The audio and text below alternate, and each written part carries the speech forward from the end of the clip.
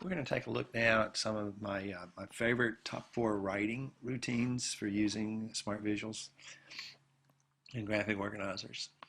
And so we're going to go back to the sort of Dave Letterman approach. And so we're going to start with number 4, and that's basically to have students use the graphic organizers when they're making presentations.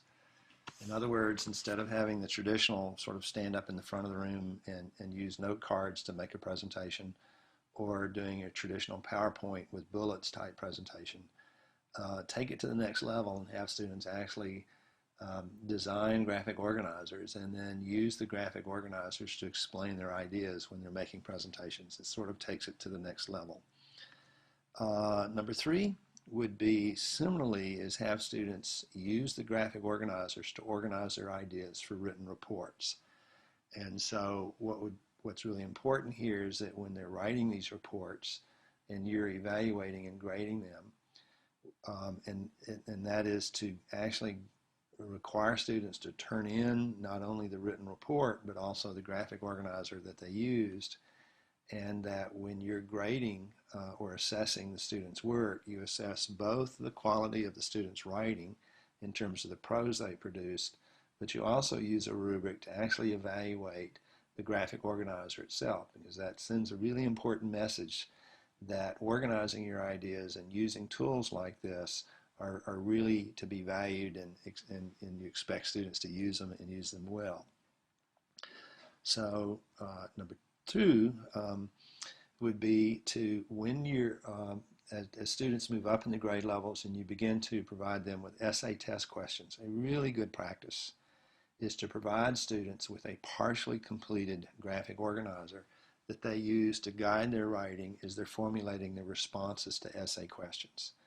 And so you can provide them a graphic organizer with basically just the key bullets or key words on the graphic organizer, and that prompts them to think about what it is they need to say as they're explaining each of the ideas. So what you get is not so much how well a student can memorize and write about a list of stuff, but rather how well can they actually explain key ideas. And by providing the graphic organizer, you're prompting them about what are the key ideas you want them to explain, and students are then much more likely to address those key ideas. Likewise, you can often tell a lot more about how well a student understands an important concept you've been teaching by looking at how well they explain the idea as opposed to how well they responded to subjective test questions like true, false, or fill in the blank, or matching, and so forth. So as you begin using essay test questions, really encourage you to accompany each question with a partially completed graphic that students can use to guide their response. It's a powerful thing to do. Finally, number 1 is have students write about what they've read about and noted on the graphic organizers. So in the previous presentation, we looked at various reading activities that you can use in conjunction with smart sheets and graphic organizers.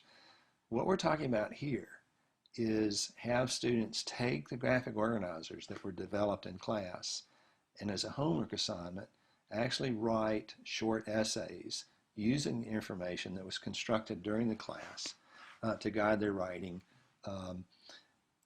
as a homework assignment. And so basically what they're doing is they're reading and constructing graphic organizers, or you're discussing important ideas from history or science and during class and so forth as the graphics are constructed. But then as homework, students take those notes on the graphic and then they actually compose an explanation of what that information was about. Turns out that's a very powerful way of getting students to think about in a more deep and meaningful way what was the information that they've been learning, and having them actually explain it in their writing. So there are 4 basic ways that you can do this. One is called shared writing. This is typically done with very young children, where the teacher and the class together are composing a brief written explanation of what they've been reading about, and this is often done with literature. Guided writing is where the teacher's not actually doing the writing, but rather prompting the process in terms of cueing students what they need to be thinking about and how to use the graphics as they're producing the writing. But the students themselves are actually producing the prose. The teacher's just providing the prompts. Buddy writing is where basically the teacher gets out of the picture and the students work together collaboratively to compose the graphic organizers. Um, and so you might have a team of students that are putting together the information on the graphic, but then each individual student on the team then takes the team constructed graphic and then goes off and individually produces the written description.